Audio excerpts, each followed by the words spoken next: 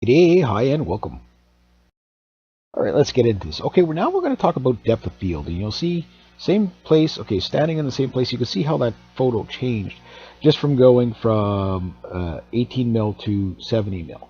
Now, what I'm going to do is I'm going to introduce a few photos, and I'm going to show you uh, basically on each photo different. They're going to be just random photos that I've taken over the years, stuff like that. And what I want you to look for, okay, is how the background changes in relative to its target. So you're going to notice when I'm in a really wide angle, whether I'm in 18 or 24 or 35 or 50 or 70 mil, whichever, the wider the angle, the background is going to seem further away. The narrower the angle, or the more zoomed in I am. Sorry, I can't speak today. The more the background is going to pull towards your subject, and you'll see that depth, that's your depth of field changing. It's basically the background in relative to your subject. But as your basically angle field, your field of view, okay, that big wide angle narrows down, you'll see the background kind of pulls in closer.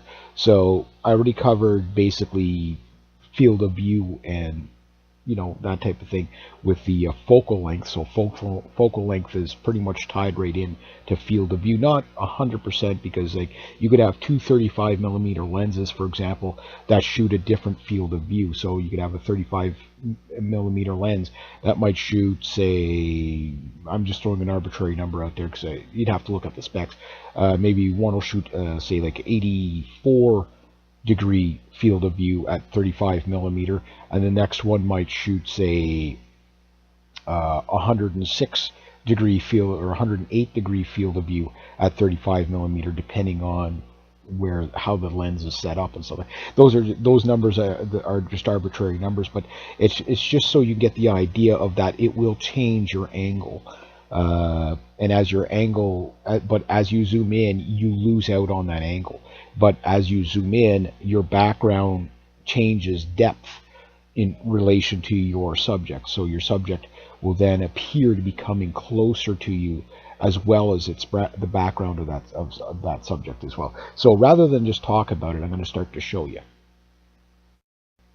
Okay, so anyway, here's some wide angle shots. So we've got Parliament Hill here. You can see the whole of Parliament Hill. Not one thing really stands out at you in the background and everything like that. Same here with me playing my guitar.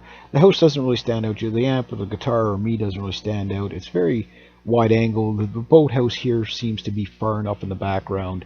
You got a fairly wide angle here. Not super wide, but this here was a slightly different angle. But you can see the alley looks like proper length. And we've got a pulp mill here, and same thing.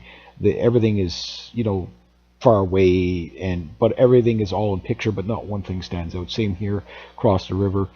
There's hot air balloons in the sky. You probably can't even see them, pick them out on here. It's such a wide angle. Again, here's Parliament Hill again. Wide angle. Not one thing is honed in on. Now, here's where we zoom in. This is at 300, I believe. And you can see how the water almost looks like it's really close to the bird. So the bird is really in focus, the rock's in focus, but the background's a bit blurry. Well, it's the same here with the bumblebee. The background's a bit blurry, but everything around the bee look really close to you.